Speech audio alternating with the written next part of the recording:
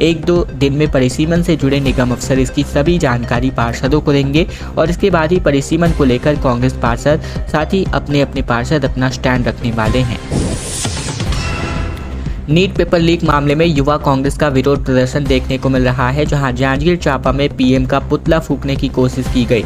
छत्तीसगढ़ के जांजगीर चांपा में युवा कांग्रेस ने नीट पेपर लीक मामले में केंद्र सरकार के खिलाफ विरोध प्रदर्शन किया, जिसमें कांग्रेस कार्यकर्ताओं ने केंद्र सरकार के खिलाफ जमकर नारेबाजी करते हुए पीएम मोदी और केंद्रीय शिक्षा मंत्री धर्मेंद्र प्रधान का पुतला दहन करने का प्रयास किया, लेकिन असफल रहे। इस दौरान पुलिस के साथ इनकी जमकर झूमाझटकी हुई। युवा कांग्रेस जिलाध्यक्ष प्रिंस शर्मा ने कहा कि 5 सालों में 43 भर्ती परीक्षाओं के पेपर लीक हुए हैं, जिससे करोड़ों युवाओं का भविष्य बर्बाद हुआ है। नीट परीक्षा को लेकर देश भर में स्टूडेंट्स प्रदर्शन कर रहे हैं, ये केंद्र सरकार की नाकामी है। प्रिंस शर्मा ने कहा कि जहां जहां भाजपा की सरकार बनी है वहां किसी न किसी परीक्षा का पेपर लीक हुआ है। केंद्र और राज्य में सरकारों का राज है। ऐसे में शिक्षा माफियाओं के युवाओं के भविष्य से खिलवाड़ कब तक जारी रहेंगे, इस पर भी सवाल खड़े किए गए। 600 झोपड़ियों पर बुलडोजर चलाया गया, बेघर लोगों को चक्का जाम यहाँ पर बेघर लोगों ने किया। दरअसल बिलासपुर के चाटीडी मेलापारा में मकानों पर बुलडोजर चलाने से नाराज लोगों ने बीते दिन चक्का जाम कर दिया। इस दौरान लोगों ने नगर निगम के खिलाफ जमकर नारेबाजी की और मकान से बेदखल करने का आरोप लगाया। लोगों का कहना था कि वो 30 सालों से यहाँ पर काबिज है और अब बेघर करके सड़क पर रात बिताने को मजबूर किया जा रहा है। हालांकि निगम का दावा है कि रहवासियों को पक्के मकानों में शिफ्ट किया जा रहा है। पिछले 3 दिनों से नगर निगम के अधिकारी और कर्मचारी के साथ पुलिस बल की मौजूदगी में चाटीडी स्थित मेलापारा में अवैध कब्जे पर बने मकानों पर बुलडोजर चलाकर तोड़ने की कार्यवाही की जा रही है और अब तक तकरीबन 600 से अधिक मकानों को ढहा दिया गया है। 3 दिन की कार्यवाही में 600 से ज्यादा झोपड़ियों को तोड़ा जा चुका है और इस दौरान निगम प्रशासन को रहवासियों के विरोध और विवाद का भी सामना करना पड़ा है। सितंबर से रायपुर में ई-सिटी बसें का संचालन होने जा रहा है। बीते दिन MIC की बैठक में महापौर एजाज ढेबर ने कहा कि हमें 100 ई-सिटी बसें मिल रही हैं। ये नवा रायपुर के साथ ही रायपुर के लिए नहीं बल्कि पूरे रायपुर शहर के लिए मिल रही हैं और वह पूरे शहर में ही चलनी चाहिए। इसके अलावा बैठक में वार्डों के परिसीमन पर तकरीबन 1.5 घंटे तक चर्चा की गई। जल भराव को लेकर भी मेयर इन काउंसिल यानी MIC की बैठक हुई, जहाँ शहर में जल भराव की समस्या को लेकर भी चर्चा की गई, जिस पर महापौर ने कहा कि हम सब जल्द ही रायपुर के प्रभारी मंत्री केदार कश्यप से मिलकर आपदा प्रबंधन के लिए रायपुर नगर निगम के लिए राशि मांगेंगे। और वहीं मेयर ने सिटी बस को लेकर कहा कि यह इलेक्ट्रिक बसें केंद्र सरकार की योजना के तहत मिल रही हैं और इसका टेंडर भी केंद्र सरकार की ओर से ही किया जा रहा है। जगदलपुर में सुपर स्पेशलिटी अस्पताल जल्दी बनकर आप सभी के लिए तैयार होने जा रहा है। जहां बात करें तो देश के प्रधानमंत्री नरेंद्र मोदी ने एक वादे किए थे लोकसभा चुनाव के मद्देनजर, जहां अभी तक ये पूरा नहीं हो सका है। इसके सफल संचालन और बेहतर स्वास्थ्य सुविधा के लिए डॉक्टरों की भर्ती का वादा भी सरकार ने किया था, लेकिन सरकार इसके लिए 100 दिनों का रोड मैप जारी कर चुकी है। दरअसल बात करें तो विशेषज्ञों की माने तो 100 दिन में सरकार को चरणबद्ध तरीके से काम करना होगा। बस्तर में सुपर स्पेशलिटी अस्पताल की शुरुआत के लिए यहां विशेषज्ञ डॉक्टरों की जरूरत है और अब यदि हो जाता है तो सरकार इसकी शुरुआत के लिए 5 साल का समय भी नहीं ले पाएगी। इसकी शुरुआत 6 महीने के अंदर ही हो सकती है। भर्ती के लिए जहां विशेषज्ञ मिल जाएंगे तो वहीं इसका पूरा फायदा पूरे बस्तर समेत ओडिशा राज्यों के मरीजों को भी मिलेगा। सुपर स्पेशलिटी अस्पताल को चलाने का सबसे पहले प्लान तैयार होना चाहिए और इस पूरे सेटअप को लेकर मेडिकल कॉलेज को संचालित करने के लिए देना है या फिर स्वतंत्र तरीके से सुपर स्पेशलिटी अस्पताल का प्रबंधन काम करेगा। ये आने वाले टाइम में सरकार क्या डिसीजन लेती है इस पर निर्भर करता है। 108 पहाड़ी कोरवाओं और बिरहोर युवाओं को नियुक्ति प्रमाण पत्र दिया गया। स्कूलों में ये अब नियमित रूप से काम करेंगे। दरअसल जिले के निवासरत और विशेष पिछड़ी जनजाति समुदाय पहाड़ी कोरवा और बिरहोर जनजाति के 108 बेरोजगार युवाओं को वाणिज्य उद्योग एवं श्रम मंत्री लखनलाल देवांगन, विधायक कटघोरा प्रेमचंद पटेल, जिला पंचायत अध्यक्ष शिवकला कंवर, महापौर राजकिशोर प्रसाद और कलेक्टर अजीत वसंत के हाथों खनिज न्याय मत के मानदेय के आधार पर उनके निवास के नजदीक के स्कूलों में योग्य योग्यता अनुसार भृत्य और अतिथि शिक्षक के रूप में नियुक्ति का प्रमाण पत्र प्रदान किया गया। इस मौके पर मुख्य अतिथि मंत्री देवांगन ने कहा कि आज का दिन ऐतिहासिक है। प्रधानमंत्री मोदी ने खनन प्रभावित क्षेत्र के विकास के लिए डीएमएफ का प्रावधान किया था और आज इसका लाभ पूरे धरातल पर नजर आ रहा है। जिले के मूल निवासी पहाड़ी कोरवाओं और बिरहोरों को डीएमएफ से रोजगार मिलने जा रहा है और यह एक बड़ी उपलब्धि है। किसी भी परिवार में एक सदस्य को भी नौकरी मिल जाती है तो परिवार खुशहाली के रास्ते पर आगे बढ़ता है। ठीक रोजगार मिलने से पहाड़ी कोरवा और बिरहोर जनजाति समाज का आर्थिक और सामाजिक विकास होगा और ये विकास के रास्ते पर आगे बढ़ेंगे।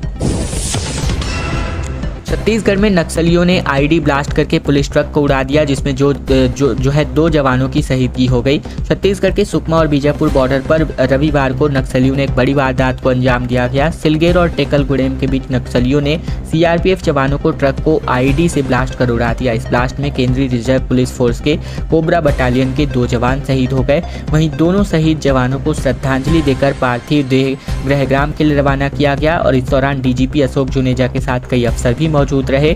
जानकारी के अनुसार जगरगुंडा क्षेत्र स्थित सिलगेर कैंप से 201 कोबरा वाहिनी के जवानों का मूवमेंट आरोपी यानी रोड ओपनिंग ड्यूटी के दौरान ट्रक और बाइक से टेकलगुडेम की ओर था। वहां रास्ते में नक्सलियों ने आईडी प्लांट कर रखा था। बताया जा रहा है कि दोपहर तकरीबन 3 बजे जैसे ही जवानों से भरा ट्रक वहां से निकला, आईडी की चपेट में आ गया। छत्तीसगढ़ कैबिनेट विस्तार पर जल्द ही बड़ा फैसला हो सकता है। प्रधानमंत्री मोदी से सीएम साय ने ऑलरेडी मुलाकात कर ली है। दरअसल बात करें तो अमर अग्रवाल, रेणुका सिंह और साथ ही बात करें तो राजेश मूरत जैसे बड़े नामों पर, अजय चंद्राकर जैसे नामों पर चर्चा हो सकती है। दरअसल बात करें छत्तीसगढ़ में जल्द ही साय सरकार की कैबिनेट विस्तार को लेकर चर्चा हो सकती है, क्योंकि वरिष्ठ मंत्री बृजमोहन अग्रवाल के इस्तीफे दे चुके हैं। उनके कैबिनेट में खाली पड़ी जगह को लेकर भरने की कवायद तेज हो चुकी है। इसको लेकर भी प्रधानमंत्री मोदी से सीएम ने मुलाकात कर ली है। वहीं अगर इसके अलावा भी मौजूदा मंत्रियों में से किन्हीं 2 को बदले जाने पर भी विचार। बृजमोहन के इस्तीफे से मंत्री पद खाली है और ऐसे में सीएम साय ने मोदी से मुलाकात कर ली है। दरअसल मुख्यमंत्री विष्णुदेव साय ने दिल्ली पहुंचकर प्रधानमंत्री से मुलाकात कर ली है और बात करें तो यहां वर्तमान में सीएम सहित कुल 11 मंत्री हैं। कुल विधायकों का 15% मंत्री बनाने के नियम के तहत 2 मंत्री और बनाए जा सकते हैं और यह मुख्यमंत्री के विवेक और विशेषाधिकार पर निर्भर है। हालांकि इसके लिए दिल्ली की सहमति भी ली जाएगी। इसके पहले राज्यपाल विश्वभूषण हरिचंदन से भी सीएम साय ने मुलाकात कर ली है। वहीं सीएम साय ने उन्हें प्रदेश के ताजा राजनीतिक हालातों के बारे में प्रधानमंत्री को अवगत कराया। वहीं अग्रवाल की बात करें तो साय जो है मंत्रिमंडल में स्कूल शिक्षा, संसदीय कार्य, उच्च शिक्षा और धर्मस्व एवं संस्कृति मंत्री थे। फिलहाल ये चारों विभाग सीएम के पास ही हैं। अग्रवाल ने सीएम को त्याग पत्र सौंपा था, जिससे उन्होंने राज्यपाल को भेजा था और राज्यपाल ने इसको मंजूरी भी दे दी थी। बताया जा रहा है कि मोदी, शाह और नड्डा से भी इन्होंने मुलाकात की। साथ ही क्षेत्रवाद और जातिगत समीकरणों पर अगर फोकस करें तो यहाँ बिलासपुर से एक डिप्टी सीएम समेत कुल 3 मंत्री हैं। रायपुर व बस्तर इलाके से केवल एक मंत्री हैं। वहीं इन क्षेत्रों का प्रतिनिधित्व हो सकता है बढ़ाया जा सकता है। जातिगत समीकरणों की बात करें तो सीएम आदिवासी हैं। मंत्रियों में 6 ओबीसी, 3 एसटी और 1 एससी मंत्री हैं। इसके अलावा सामान्य और एससी वर्गों को भी अवसर दिया जा सकता है अगर हम जातिगत समीकरणों की बात करें। ग्रीन हाइड्रोजन मिशन अब लगातार रफ्तार पकड़ रहा है। अगर हम बात करें सीएनजी के साथ 15% हाइड्रोजन मिलाकर कार चलाने की तो इससे ईंधन सस्ता और सुरक्षित होता है और माइलेज भी 25% तक बढ़ता है। मार्च से 25 किलोमीटर तक बढ़ सकता है। प्रधानमंत्री मोदी का ग्रीन हाइड्रोजन मिशन लगातार रफ्तार पकड़ता जा रहा है। फिलहाल देश के कई इलाकों में ग्रीन हाइड्रोजन का उत्पादन शुरू हो चुका है, लेकिन अत्यंत ज्वलनशील और कीमत ज़्यादा होने की वजह से लोग इसके उपयोग से कतरा रहे हैं। IIT भिलाई ने इसका विकल्प तलाशा है। सीएनजी के साथ 15% ग्रीन हाइड्रोजन को मिलाकर उपयोग करने में प्रायोगिक तौर पर सफलता हासिल कर ली गई है। इसे बड़े पैमाने पर उपयोग में लाने की तैयारी प्रथम चरण में है।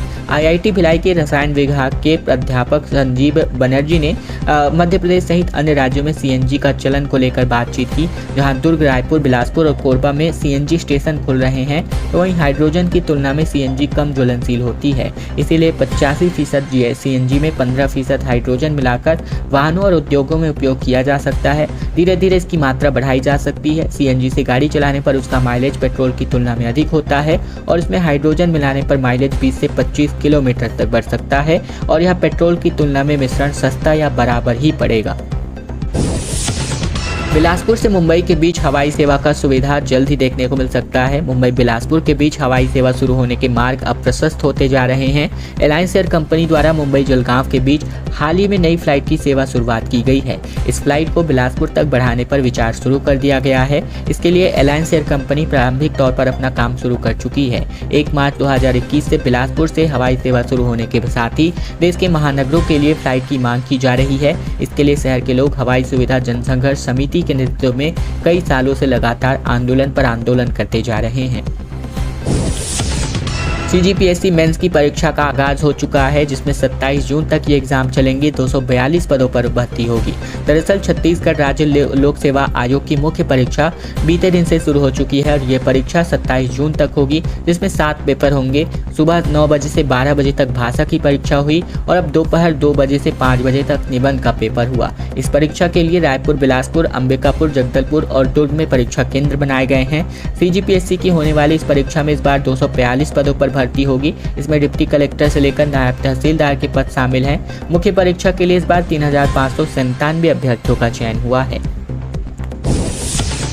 18वीं लोकसभा के पहले सत्र का आगाज हो चुका है, जिसमें रायपुर से पहली बार सांसद बने बृजमोहन अग्रवाल ने संसद पद की शपथ ली। दरअसल संसद के आगाज को लेकर ही नवनिर्वाचित सांसदों और केंद्रीय मंत्रियों ने बीते दिन सांसद पद की शपथ ली। इस दौरान रायपुर से सांसद बनने के बाद पहली बार सांसद पहुंचे बृजमोहन अग्रवाल ने सांसद का पद का शपथ लिया। रायपुर सांसद बृजमोहन अग्रवाल ने शपथ लेते हुए वीडियो भी सोशल मीडिया पर अपने शेयर किया। गौरतलब हो कि लोकसभा चुनाव में छत्तीसगढ़ की राजधानी रायपुर में बीजेपी के कद्दावर नेता बृजमोहन अग्रवाल ने कांग्रेस के विकास उपाध्याय को 5,75,000 वोटों के बड़े मार्जिन से हराकर लोकसभा का टिकट कंफर्म किया था।